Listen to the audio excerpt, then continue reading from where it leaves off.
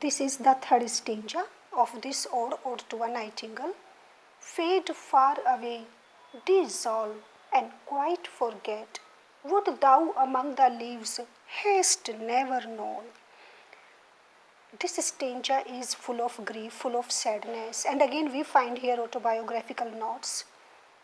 John Keats is reminding his personal sorrow. When John Keats hears the song of the nightingale, he wishes to vanish from this world, dissolve, and this world which is full of sorrow. He wants to go with the bird into the dark forest. And in this stanza, here Keats describes the sorrows of the world. And what he says, fade far away, fade that is dissolve, okay, melt, disappear, dissolve, melt, and same the meaning is here also, that I will leave this world forever. I will give up this world unseen, just like Alexander Pope he also wished. So fade far away. I will go very far from this world. Means I would like to be disappeared, dissolve, melt. That is very quiet, very peacefully, very quietly, so that nobody could be aware of my departure. So, Nightingale, I just want to go with you from this world and quite forget. And what I want to forget, because when I will be with you, I am very sure that I will be able to forget all the miseries, all the sufferings or struggles of this world. What you, that is Nightingale, among the leaves hast never known. I am very sure, Nightingale, that because you live in a very cheerful world, you live among the leaves of that tree, and your world is full of greenness or vegetation, and you don't have any idea of the human suffering. You don't know that how much man is sad here or miserable, in miserable condition. Why you are unaware of the human sufferings? Because your world is full of happiness. And I just want to forget all the miseries of this world, disappearing with you or just going with you. And in this line we find here a real picture of this world and the real picture of human beings living in this world. The weariness, that is the tiredness, the weariness, we all are tired, we all are fed up with what? We all are completely fed up with the sufferings or with the problems, struggles of this world, because we have made a lot of struggle and now there is no excitement within us living in this world. So the weariness, the fever, because we all are suffering from this disease, the fever, that is to get money and to spend money. And fever is also here, that we can say that the meaning of this word simply excitement. Okay, here is no excitement, or here is a lot of irritation, here is a lot of agitation, and nobody wants to live here because here is no peace. Fret, that is irritation, restlessness, or simply the pain, the cry, the worries or the problems, the weariness, the fever, and the fret, all the miseries, all the, we can say that all the responsibilities of this world that make us very tired. Okay, because we want or not, but in spite of having this thought in our mind that we want to leave this world, we cannot go leaving this world because of given so many responsibilities, and this is why that we always feel ourselves very tired. But in reality, if we find that this line is a real presentation of this world is full of only tears, sufferings, and miseries, and there is no peace, there is no happiness, there is no calmness. So only in this line John Keats has described very well the reality of this world and the reality of human beings, that nobody wants to live here, nobody is happy here. Here here in this world. Okay, what happens in this world? So John Keats is always appreciated for these lines because he has given us a very real presentation of this world and the human beings. Here in this world where men sit and hear each other groan. So just look at that, how much miserable this world is and how much sad the man is, that whenever two persons sit with each other and they, what they do, they only talk of their sorrows, they only share their sufferings, their responsibilities or their compulsion from each other. Means they cry in pain, groan, they groaning, they always make a complaint or they cry in pain, they weep, they simply just express the feelings of their responsibilities, their sorrows, and they are not happy. Means whenever two persons are with each other, they only and only share their sufferings and there is no happiness in their conversation, in their talk. So this is the reason that John Keats find this world very miserable. Here where men sit and hear each other groan, where Parsi. So here we find another example of a human life, Parsi, that is paralysis. Okay, and it always happens because of the old age also, oldness, paralysis. Actually what happens that in old age, palsy, in some person, it makes the body shake constantly. So now in old age what happens that the old person, they start to shake because of palsy, because of paralysis. So their bones gets very weak. So where palsy shakes a few, here he is another, he is giving in another example of the old age. So where palsy shakes a few, we all suffer from this disease or this old age, last grey hairs. And what happens that their hair becomes white because of old age or because of a lot of problems, a lot of tension. Where youth, means not even the old person are happy here. Where youth grows pale, and here again personal note, because John Keats, he himself was suffering from consumption, and this is why that he was not happy. He felt all the time very ill. So here he is giving another example of the youth also, that not only old person but even young, they are also not happy here. And what happens with them?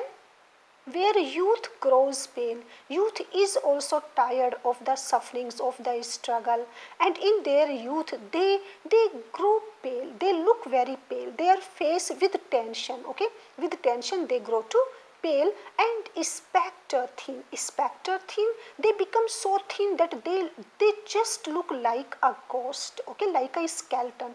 Spectre, that is ghost, and they are so thin that they look like a ghost. So their face look pale, their body, there is no charm on their face because of only illness or because of the tensions or responsibilities.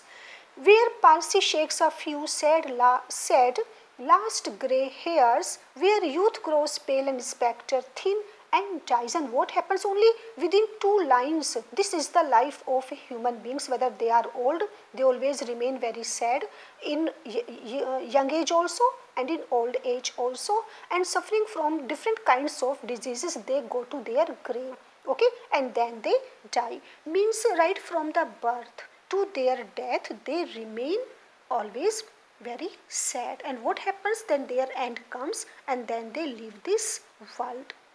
So this is the human life, where but to think is to be full of sorrow, where this is the world. So John Keats is telling all these things, all these, he is showing the real picture of this world of human beings to Nightingale, that Nightingale, you don't have any idea of man, you don't have any idea of this world, how miserable is man here. So but to think, the more you think, the more you are full of sorrow. So in this world, there nobody wants to ponder, nobody wants to meditate, or nobody wants to think more and more. Because the more we think of this human life, the more we get frustrated, the more we get to sorrow. So here human life is only full of sorrow. And leaden eyed, their eyes are completely very heavy, because they cry a lot, they shed a lot of tears, and that is why that their eye turned to lead, means their eyes get so heavy because of their tears. In another word, we can say that there is no charm, there is no glow on their face, there is no charm in their eyes, and their eyes, because of excessive tears, their eyes also look very dull, right? There is no shine. So their eyes are also full of despair. Despair, that is sadness or sorrow. There is also a sadness in their eyes, where beauty cannot keep her lustrous eyes. And even the women, they are very beautiful, but their beauty is short, their beauty is temporary, and it is not permanent. They cannot protect their beautiful eyes forever, because man is mortal. So all these things are being told to Nightingale, that here beauty of youth, beauty of beloved, or beauty of young person cannot keep her lustrous eyes. Lustrous, that is beautiful, beautiful eyes full of beauty. Oh, new love, that is new lover. Pine means desire or wish. Oh, new love pine at them, and new lovers, the lovers of those beloved, lovers of those beautiful eyes, pine, they desire at them beyond tomorrow. Beyond tomorrow, that for a very short time, means for more than a day. The new lovers, they have a strong desire, they love them very dearly, but they keep waiting. Actually, when John Keats is composing this line, it seems as if, because here is a personal touch, and he is certainly thinking of his brother Tom. His brother Tom's death also took place because of consumption in 1818, and here despair, love, beauty, all these have objects have been personified. So here the main function of a lover is only to keep waiting for the love, for his love's fulfillment, and means there is only an end, there is no hope that he will be able to get his love. So love and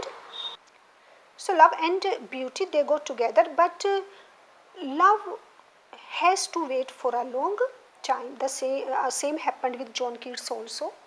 So Keats does not only want to run away from this world, he wants to fade, he wants to dissolve, so that he may forget the sorrows of the world, about which the bird has no idea. This world is full of weariness, full of irritation, full of miseries and sufferings, and whenever men gather together, they only talk of their sorrows. Their friends hear only cries of pain from them. Old and young all suffer in this world. The old have lost nearly all their hair, and the few white hair remain on their heads are always shaking because of their palsy. Okay, they shake due to palsy. The young man is caught for some disease, and they look very pale, very weak, just like a ghost, and finally what happens, then they dies. So here man is full of sorrow, and man is very sad, very dejected, that his eyes grow dull with pain. So we can say that even the brightness of beauty is soon wasted, and the lover can maintain his desire for a very short time only. It seems that everything ends in a day. So this was the human life's reality. Nothing is permanent here. Love is also short lived, and as short lived as is beauty. Here we find John Keats' pessimism, and that this stanza is pessimistic, pathetic, and he presents here the sorrow and tragedy of human life. Means John Keats is in a very sad mood, in a very sorrow mood, and another characteristics of romanticism, that is escapism, is here escapism from the miseries of this world. And the same idea we found in another poem, also romantic poem, Tintern Abbey of William Wordsworth. William Wordsworth, he gave the same idea. He also wanted to give up this world forever. So romantic poets or romantic poems match with one another. If you find whether it is B.B. Shelley, it is John Keats, or it is William Wordsworth, they all wanted to dissolve from this world and wanted to forget all the sufferings and miseries. So here, and another most important characteristic, escapism of John Keats from the miseries of life.